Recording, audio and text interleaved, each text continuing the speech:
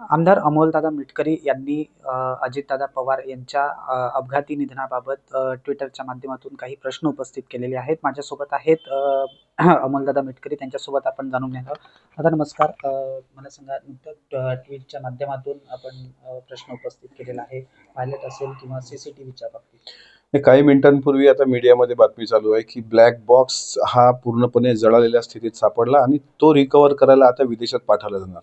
आता हे आज कळतंय, म्हणजे 14-15 दिवसानंतर. अपघात घडला 28ला आणि आता सांगितलं जातंय की ब्लॅक बॉक्स हा पूर्ण काळा पडलाय आणि त्याचा डेटा रिकवर करायला तो आता फॉरेनला पाठवावा लागेल. म्हणजे तो फॉरेनला पाठवायला 2-4 दिवस, तो तिथे रिकवर व्हायला 10-15 दिवस आणि यायला 2-4 दिवस. म्हणजे आणखी साधारणपणे असं ग्राह्य धरूया की 14 मार्चपर्यंत तो डेटा रिकवर होऊन आपल्याला येईल. पण तोपर्यंत विमानात बसण्याचा सीसीटीव्ही, दादा विमानतळावरून किती लोकांसोबत गेले त्याचा एक सीसीटीव्ही, आणि दुसरी गोष्ट की पायलट जो होता, म्हणजे ज्यावेळेस तो पायलट बदलला तशी संबंधित माहिती कळवल्या गेली होती, ते कोणत्या माध्यमातून कळवली, त्याचे सीसीटीव्ही, त्याचे CDR, आणि ह्यामध्ये जे ट्रॅफिकमध्ये अडले होते ते जर तुम्हाला माहीत असेल की काही पायलटनी सांगितलं की आम्ही ट्रॅफिकमध्ये अडलेलो आहोत, ते पायलट साहिल मदन, पायलट यश, पायलट सुमित कपूर व शांभवी पाठक हे घरून किती वाजता निघाले, कुणाच्या गाडीत निघाले, कोण्या रोडवर ट्रॅफिकमध्ये अडले होते, त्या ठिकाणचं सीसीटीव्ही फुटेज, या सर्व पायलटचा 28 तारीख 2026चा हा दिनक्रम त्यांचा, आणि त्या संदर्भातला सीसीटीव्ही आणि पूर्ण माहिती, त्यांचे कॉल डिटेल्स, इतकं तरी सहज शक्य CID चौकशीमध्ये होऊ शकतं. त्याच्यामुळे हे पायलट नेमके कुठे आहेत हाही एक प्रश्न आहे, की हे पायलट कुठं आहेत, की कुठं लपवल्या गेलेत, की हे कुठं आत्महत्या करून गायब आहेत, हे सगळं महाराष्ट्रात समोर आलं पाहिजे.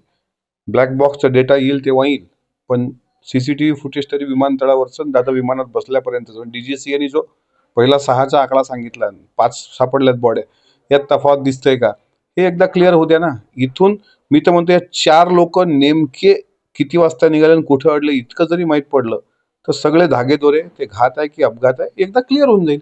शंका उपस्थित करणं काही पाप नाही.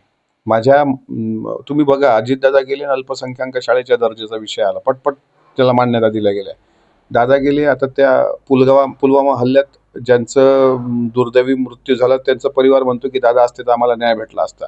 दादा गेल्यानंतर महाराष्ट्राला इतकं मोठं नुकसान झालं, तर नेमका ते दादा, ज्या दादांनी 2012-14च्या काळात मंत्रालयात आग लागलेली असताना लोकांना वाचवलं, त्याच माणसाचं इतकं दुर्दैवी मरण झालं असेल आणि त्याबद्दल शंका उपस्थित करणं कोणता गुन्हा आहे? मी शंका उपस्थित करतोय. मी माननीय मुख्यमंत्र्यांना, माननीय केंद्रीय उड्डाण मंत्र्यांना, राज्यमंत्री त्याच्यानंतर आता अमित शहांना, उपमुख्यमंत्र्यांना, सर्वांना पत्र देतोय आणि त्या बाबतीतली माहिती, वस्तुनिष्ठ माहिती ही महाराष्ट्रासमोर माननीय मुख्यमंत्री महोदय लवकरात लवकर देतील अशी मला अपेक्षा आहे. हे होते अमोलदादा मिटकरी यांनी आपल्या माध्यमांसमोर व्यक्त केलेल्या. प्रतीक कुरेकर, LS मराठी, अकोला.